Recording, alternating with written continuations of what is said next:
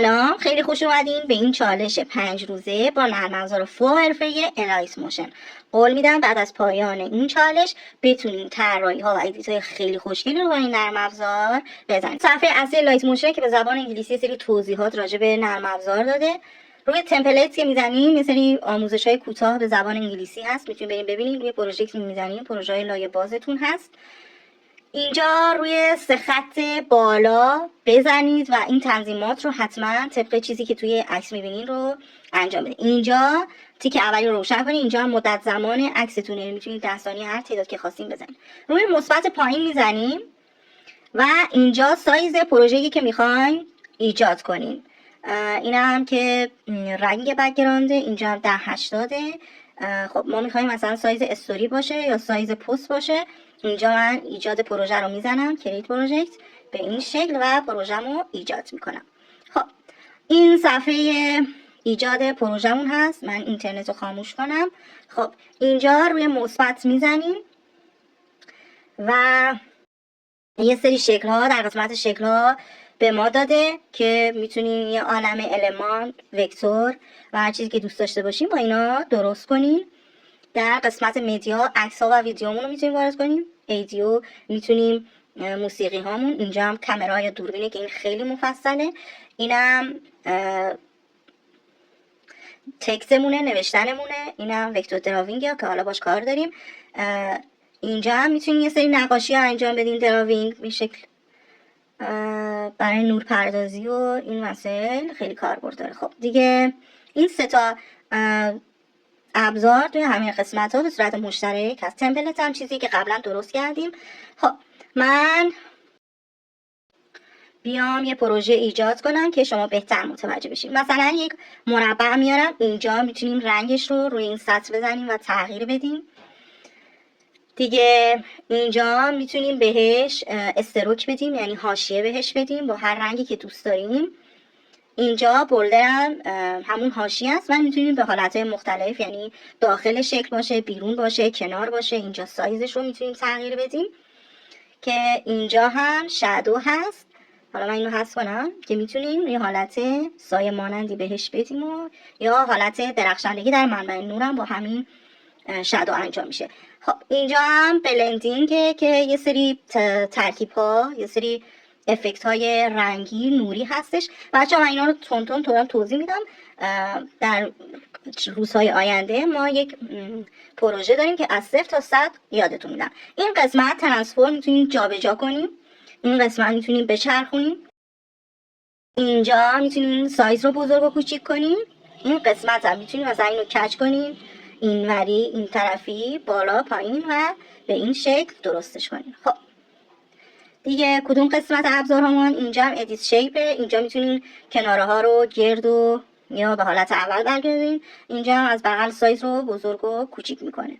اینجا هم افکته که خیلی کاربرد داره. اد افکت. من اونایی که خیلی پرکاربرد هست رو بهتون میگم. در قسمت لایت رنگ ها نکنیم. این سمت چپ قبل، سمت راست بعد رو نشون میده. مثلا با این افکت چه اتفاق میفته. دراوینگ این خیلی پرکاربرده، مثل نوشتار به صورت دستخط یا نئونی کردن کادرها.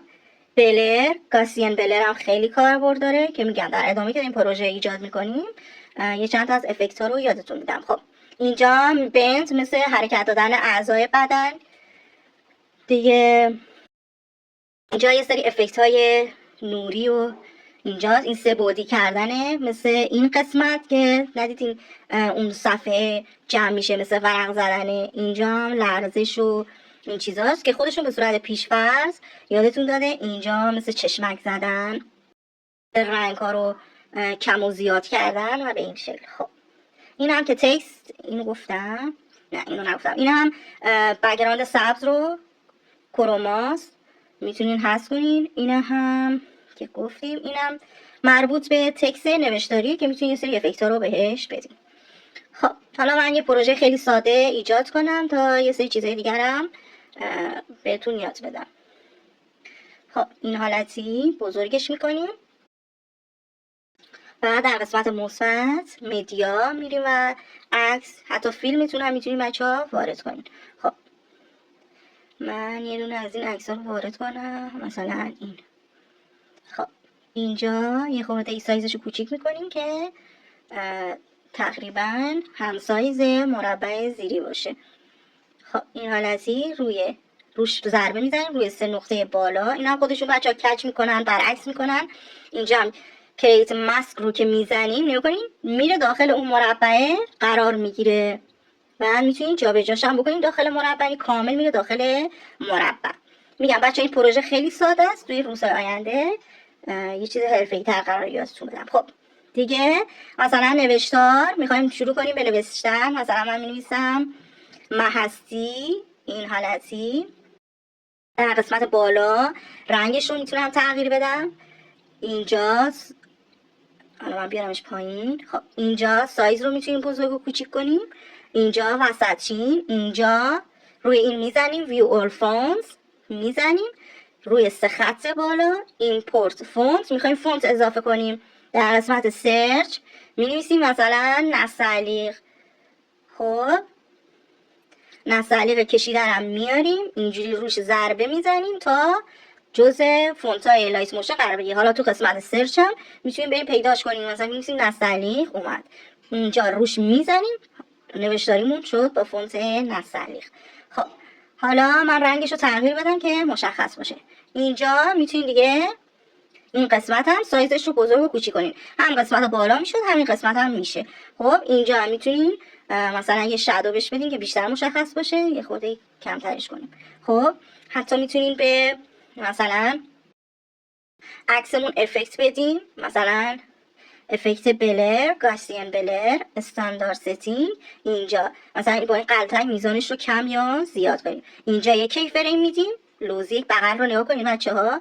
حالا من باید از اول برم که شما متوجه بشید. روی لوزی میزنیم، یه خوردی مثلا بلرش میکنیم، بعد میگیم خورده‌ای که رفت جلو این بلره دیگه صفر بشه و این حالتی بشه. این چقدر جذاب شد با یه افکت خیلی ساده. خب محسی اد افکت قسمت تکست میتونیم یه دونه از این افکت ها که به صورت پیش‌فرض هست انتخاب کنیم و این شکلی نگاه کنیم یه حالتی رو بهش بده. حالا باید این محسی رو بیاریم پایین که قشنگ معلوم باشه روی عکسمون نباشه. خب نگاه کنیم این حالتی ما یک پروژه خیلی ساده رو ایجاد کردیم که حالا روزهای بعد خیلی خفن‌ترش رو یادتون میارم. این قسمت بالا میزنیم به صورت ویدیو خاصی، اینجا روی PNG بزنیم به صورت عکس ذخیره میشه. اکسپورت رو که میزنیم منتظر میمونیم و سیو و پایین رو میزنیم و تمام.